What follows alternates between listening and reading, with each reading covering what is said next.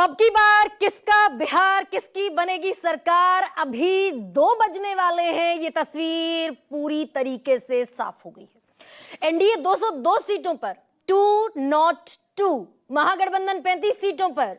और सबसे बड़ा एक्स फैक्टर जिसको बताया जा रहा था, प्रशांत किशोर, जो पूरे इलेक्शन कैंपेन में एक्स फैक्टर के तौर पर नजर आ रहे थे, अभी तक किसी भी सीट पर उनका रुझान भी सामने नहीं आया है। इस पूरी टैली में जो सबसे ज्यादा आईबॉल्स कैच करने वाला फैक्टर है वो ये कि भारतीय जनता पार्टी सबसे बड़ी पार्टी बनकर बिहार में उभरी। बिहार को कहा यह जाता है कि बिहार दरअसल मंडल की राजनीति करता है, कमंडल की राजनीति नहीं करता, हिंदू मुसलमान की राजनीति को स्वीकार नहीं करता। लेकिन 91 सीटें अगर भारतीय जनता पार्टी की हैं तो क्या यह कहानी कुछ और कहती है। 81 सीटों पर खड़ी है Janata Dal United, which is a absolute best part of JDU की 43 सीटों से 81 सीटों पर नीतीश कुमार। इस हालत में जब विपक्ष ने एक पूरा कैंपेन चलाया कि नीतीश कुमार अशक्त हैं, नीतीश कुमार अक्षम हैं, नीतीश कुमार को मुख्यमंत्री बिहार में बीजेपी नहीं बनाएगी, उसके बावजूद 81 सीटों पर नीतीश कुमार खड़े हुए दिखाई दे रहे हैं। अगर इलेक्शन कमीशन ऑफ इंडिया की वेबसाइट आप देखेंगे तो हरा रंग भी बहुतायत में दिख रहा है, जो कि जेडीयू के लिए डिनोट कर रहा है। मैप पर, नक्शे पर जो रंग जेडीयू को डिनोट कर रहा है वो है हरा रंग। तो बहुतायत में आपको भगवा और हरा रंग ये दिखाई देगा।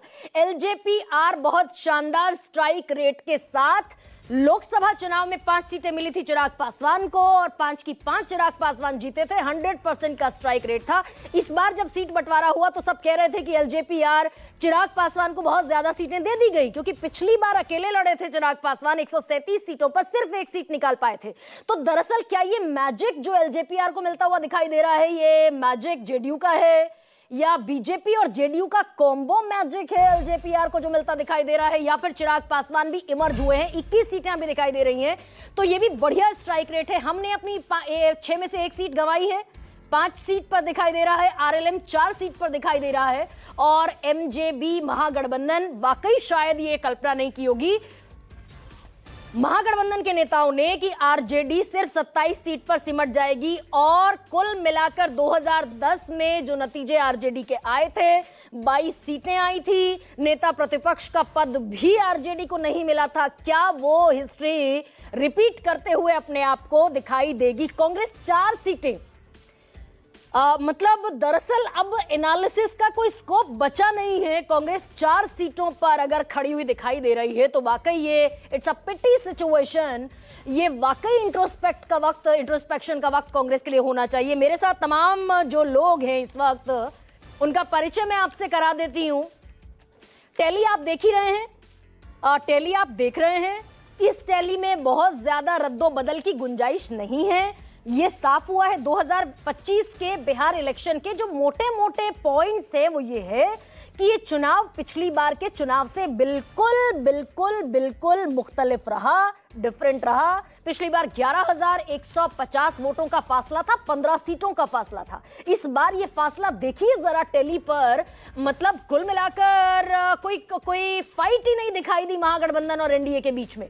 अब विपक्ष ये कह सकता है और विपक्ष ये कह रहा है कि चुनाव आयोग ने खेल किया है, लेकिन मैं फिर ये बात कहती हूं कि इंट्रोस्पेक्शन का भी वक्त है। आप स्ट्राइकिंग एंड छोड़कर चले गए। अगर राहुल गांधी की बात करती हूं तो वोटर अधिकार यात्रा के बाद राहुल गांधी इक्का दुक्का मौकों पर, इक्का दुक्का मोर्चे पर नजर आए, आपने क्रीज छोड़ दी।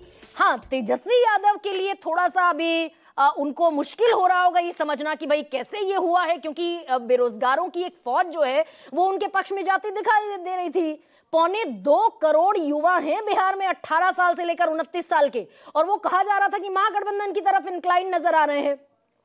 तो तेजस्वी अभी ये सोच रहे होंगे बैठकर कि भाई ये कहां गलती हुई, क्या हुआ, क्या दरअसल नीतीश कुमार के बरक्स तेजस्वी को खड़ा कर दिया गया। ये भी एक बड़े फैक्टर के तौर पर बिहार में समझ में आया, क्योंकि तेजस्वी और नीतीश अपने आप में बिल्कुल अलहदा शख्सियतें हैं। ये देख लीजिए जरा, बिहार विधानसभा 2025 201 पर खड़ा हुआ एनडीए दिखाई दे रहा है। 36 सीटों पर महागठबंधन, प्रशांत किशोर 0 पर, और अदर्स को जाते हुए दिखाई दे रही हैं 6 सीटें।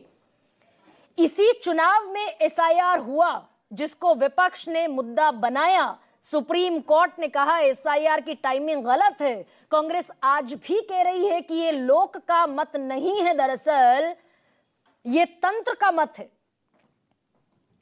अब ऐसे में ये बिहार के नतीजे, तमाम लोग कह रहे थे ये खुशियां हैं, ये खुशी है बिहार में जो जेडीयू के दफ्तर में नजर आ रही है, और तकरीबन ऐसा ही माहौल बीजेपी के खेमे में भी है। तमाम लोग कह रहे हैं कि सुशासन की जीत है, ये विकास की जीत है, ये विजन की जीत है।